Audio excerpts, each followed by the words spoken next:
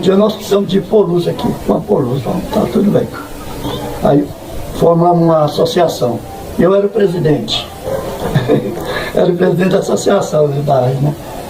Aí fomos na CEMIG, daqui, na CEMIG não, Força e Luz. Não existia CEMIG desse tempo não. Na Avenida Afonso Pena, bem ali no Banco da Lavoura, ao lado ali. E eu já conhecia esse pessoal lá, porque eu era eletricista, fazia padrão, eu, o Romeu, né? Aí eu falei, Romeu, eu tenho que fazer um padrão lá para a igreja. Eu já pedi para ligar, fazer as ligações. Ele falou, não, tudo bem, já tem posto na rua? Tem. E vai ligar? Vai. E ele falou assim, mas, tudo bem, e em nome de quem? Seu nome? Eu falei, não, eu não. Eu sou apenas o eletricista. Eu vou lá mandar olhar lá o serviço, tá? Mas tem que ter o nome da pessoa. Aí eu lembrei do Padre Tiago. Eu falei, como é que vai pôr o nome da igreja? Ah, põe Santiago. Aí eu fiquei calado. Cheguei aqui, eles ligaram a luz. E foi um dia, eu estou à missa, né? A missa. Sebastião, vem cá. Olha, o senhor bispo vai xingar você. Eu falei, por quê? Como é que você está autorizado por nome da igreja de São Tiago? Eu falei, opa, então desculpa, porque eu não sabia, porque é o nome da pessoa que eu pus lá e saiu aí nessa conta de luz. Mas aí o nome está aí. Igreja São Tiago. Falei, que bom. Aí depois passou os tempos, o bispo veio aqui, ele veio visitar. Chegou, ele é muito amigo do Padre Tiago, né? Falou, aí quem que pôs o nome na igreja? Ele falou assim, ele bateu o pau. São Tiago, São Tiago, São Tiago maior, ouviu o chamado e deixou tudo de lado para seguir o Mestre Jesus. A construção do bairro é de extrema importância para a comunidade, devido que aqui não tinha água. Nós pegávamos água na biquinha, lá embaixo. Não tinha luz, nenhuma luz. Isso, depois que eu cheguei, foi a luta dos trabalhadores junto ao Padre Tiago. Ele sempre estava lá nas reuniões, ele nos orientava o que pedir, né, que nós também nem sabíamos como pedir naquela época. E nós também não tínhamos esgoto, não tínhamos linha de ônibus. Era uma maravilha, poeira para tudo quanto é lado, muita poeira. E quando chovia, barro, né? Então a gente ficava muito preso aqui, porque não tinha nem como sair, né? Aqui era uma grande fazenda, sabe? Então nós tínhamos na rua cavalos, boi, cabras, porque ela não é hoje o que é, ela era distante, pulava duas casas e o outro lá. E as casas eram pequenas, sem reboco, né? Sem esgoto, que é a coisa primordial para um bairro crescer e desenvolver. Então todo esse trabalho foi feito 10 anos depois que eu morei aqui, que eu entrei para a comunidade. Para as orações, nos domingos, o que existia era, onde é a creche, era o espaço inteiro de terra e mais ou menos bem torto, que era um morro. Então, o que aconteceu? Fincamos uma cruz lá, uma cruz enorme, alta, forte, que era chamado a Cruz do Cruzeiro.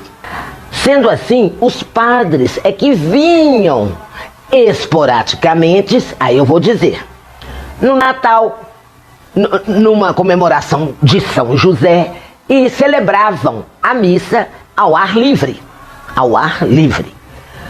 Mas anteriormente a isso, havia uma comunidade festeira. Por quê? Porque nós fazíamos barraquinha e estávamos aí construindo a capela São José Operário, que foi, no princípio, apenas um cômodo simples. Era apenas uma capelinha que a gente falava, Capelinha do Cruzeiro. Hoje está aqui a nossa comunidade, com espaço, com a parte social, que é a creche São Tiago, que é esse prédio ao lado. E com o nosso trabalho, a comunidade chegou a isso, cresceu bastante. Hoje estamos já preparando para a festa de São Tiago Maior, o nosso padroeiro. Todo mundo colocando a mão na massa, fazendo acontecer. O Tiago veio para cá, aí era tudo lote vago e ele não tinha lugar para morar, então ele vinha para cá só no fim de semana para celebrar a missa e não tinha lugar para celebrar a missa, celebrava na mesa da minha cozinha. Eu tinha uma varandazinha na frente do barracão, então colocava a mesa lá, forrava e os fiéis entravam tudo no meu lote. Aqui era cerca de arame de um lado e do outro, na frente. Aí os fiéis vinham e começou a vir e era animado, porque não tinha dinheiro para nada. Aí eles começaram a trazer prenda para fazer leilão, para arrecadar dinheiro e o pessoal gostava. Padre Tiago tinha já visitado a paróquia e nos convidou, eu, Sebastião Faustino, São Manuel e outras pessoas também que a gente não sabia ainda, e começou para fazer um córrego que tinha embaixo, que ele não atravessava para a outra comunidade por causa da água, não tinha jeito de passar com rua.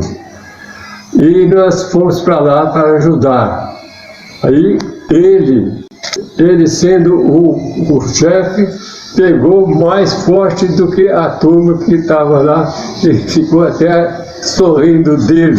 Ele pedia para ele deixar para nós, ele não deixava. Não, tem que pegar. E até fazer a passagem. Ele perguntou se tinha algum lugar que podia fazer uma capela, né? Aí a turma ficou assim, eu falei, eu sei. E porque ali no Faço não morava ninguém. Eu arrumo isso com o Inacinho, porque ele é muito meu amigo. Eu vou procurar ele e vou arrumar esse terreno para nós, o senhor fazer uma capela para nós lá, pertinho da casa. Ele falou, então faz assim, que dia que eu posso vir aí e te procurar? Eu falei, pode vir amanhã. Eu estava de folga, né? Eu vou. Ele veio, eu encontrei com ele lá e nós descemos. Ele comprou um outro lotezinho para construção de jardim de infância. E ali naquele lote ele fez então uma igreja escorrida para começar a celebração. E ele falou comigo que essa igreja, quando terminasse, fizesse a outra igreja paroquial, ali ia ser um local de cinema, fazer cinema para turma.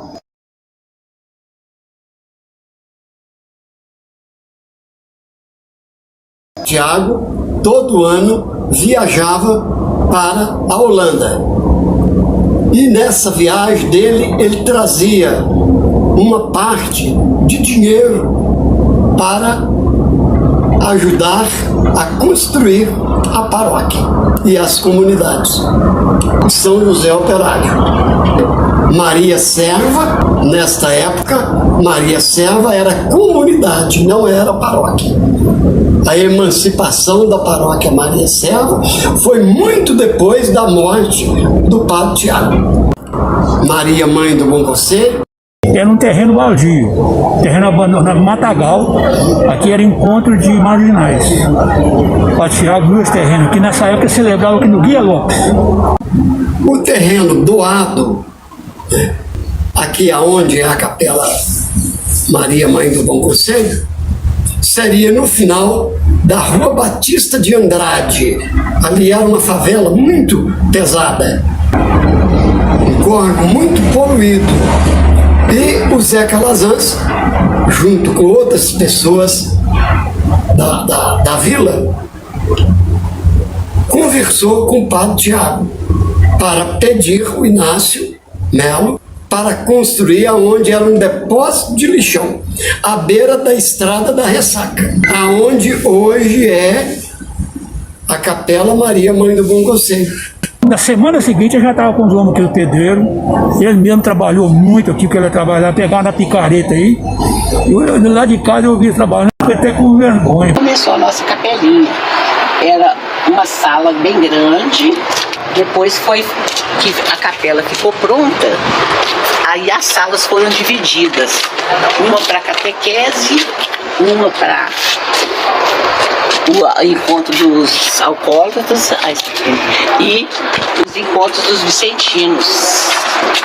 Fizeram 2 banheiros ali e para cima é o tamanho da igreja que ficou, que o padre Tiago conseguiu construir. Me lembro dos franciscanos que moravam na rua Antônio Preto. Eles eram muito bem integrados na paróquia São Tiago e nas 3 comunidades. Um fato muito interessante, muito bacana que aconteceu, era na biquinha, uma biquinha que tinha lá, onde a família pobre ia para poder lavar roupa, apanhar água, e ficava brigando porque só tinha uma bica. Aí ele me convidou para ir dar um jeito para poder melhorar para eles. Eu fui com ele, cortamos uma parte bem grande e colocamos 3 biquinhas. E essas 3 biquinhas, então o pessoal ficou muito satisfeito e ali resolveu o problema daquele pessoal. Ele era uma pessoa muito ativa, que ajudava nós imensamente as famílias pobres, que na época estava começando a favela, né? Ele conseguia roupas da Holanda, leite, que ele era um leite em pó, que a gente dissolvia ele, ele preparava aqueles baldes enormes, fazia uma fila enorme lá onde é o salão, para as mães levarem o leite para dar para os seus filhos. Aí cada uma trazia uma vasilha, todo dia a gente fazia essa diluição desse leite que vinha da Holanda, né? E fora as outras coisas muito mais que ele fez. Depois ele construiu também um asilo para o pessoal, né, que não tinha condição de onde ficar. Ele lutou também para que a paróquia para a comunidade tivesse um posto de saúde. Ele conseguiu alguns residentes para vir todos os domingos. Após a missa, o residente atendia as pessoas lá nesse local onde é o salão. Ele conseguiu também uma farmácia com amostra grátis, que quase todas as pessoas constavam sair com seus medicamentos. E ao passado um pouco tempo que ele conseguiu esses residentes, ele conseguiu através da Secretaria de Saúde, né, que montasse um posto de saúde. Eu fiquei trabalhando, ajudando lá, um médico só que existia, depois ao correr do tempo também foi aumentando, teve dentista, né, teve psicólogo e tudo, e hoje a gente ainda tem bem montado esse centro de saúde. E ele implantou conosco jovens, o grupo de jovem chamado JUC, onde eu e minhas irmãs participamos. A JUC, né? Ela era um grupo grande, forte, de jovens. Mas dentro desse grupo havia subdivisões, onde havia grupos. Dentro do grupo grande havia um grupo que fazia a visita aos doentes, a entrega da Eucaristia, principalmente nas casas em que tinha pessoas idosas e também doentes. E tinha um outro grupo que aprenderam como dar catecismo. Tudo saía do grupão. E isso fortalecia não só a família, como a gente não abandonava quem? O jovem. Então todos os jovens participantes, eles cresciam enquanto ser humano, porque passaram pelo grupo solidário de ensinamento.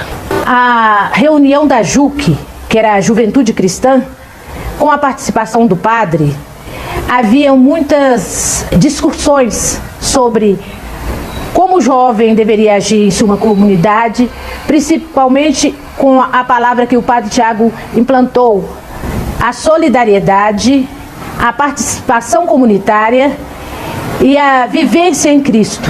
E ele também criou o cantinho de tecelagem, que fica abaixo da igreja São Tiago, onde fica o salão abaixo da igreja. Lá ele dava aula de tecelagem para a comunidade. Com a chegada dos outros padres, eu pensei de fazer um coralzinho de criança, que as crianças não tinham nada na igreja, só tinha o catecismo.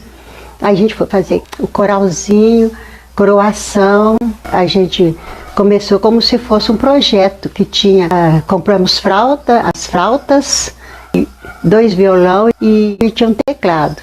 Aí as crianças começaram, que hoje nós temos bastante frutos aí, né? As crianças começaram a tocar e cantar, e eu fico feliz por isso.